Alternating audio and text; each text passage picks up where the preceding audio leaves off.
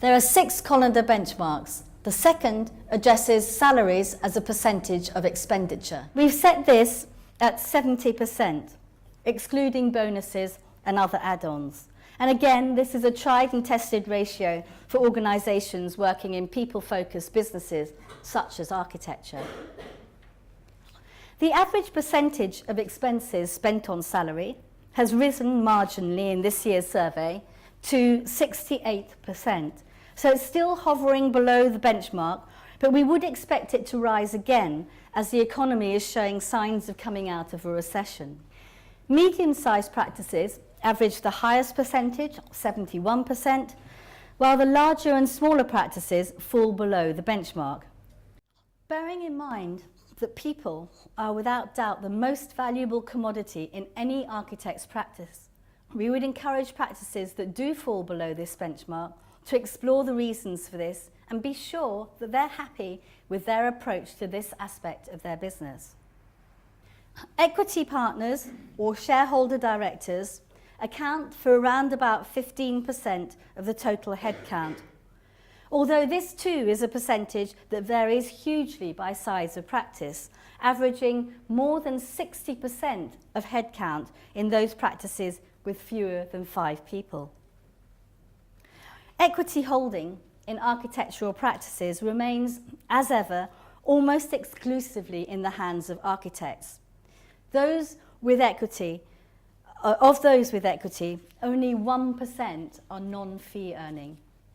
And interestingly, that falls even lower in the larger practices, which I find surprising, as you would expect these practices to have maybe finance directors, marketing directors, or even HR directors around the boardroom table, but clearly not.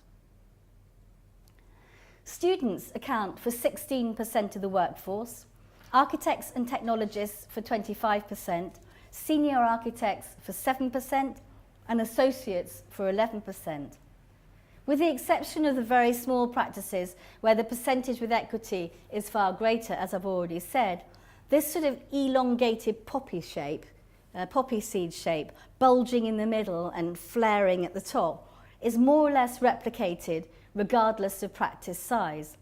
Although the smaller practices tend to have a lower proportion of senior people, no doubt balanced by their very high percentage of equity partners or directors, women account for only 1/3 of all personnel.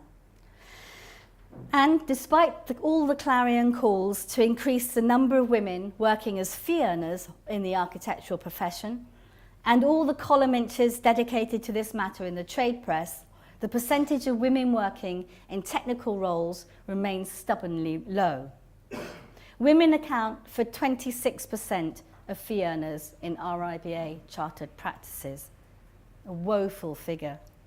And regardless of practice size, the percentage of women falls steadily by seniority, from just over 40% of architectural assistants to only 13% of partners or directors. Even in the very small practices, the number of women with equity averages a mere 18%. In the largest practices, the average is a shocking 8%. If you'd like to find out more about the next Colander Conversation, please visit our website www.colander.co.uk and make sure to join the conversation at #ColanderUK.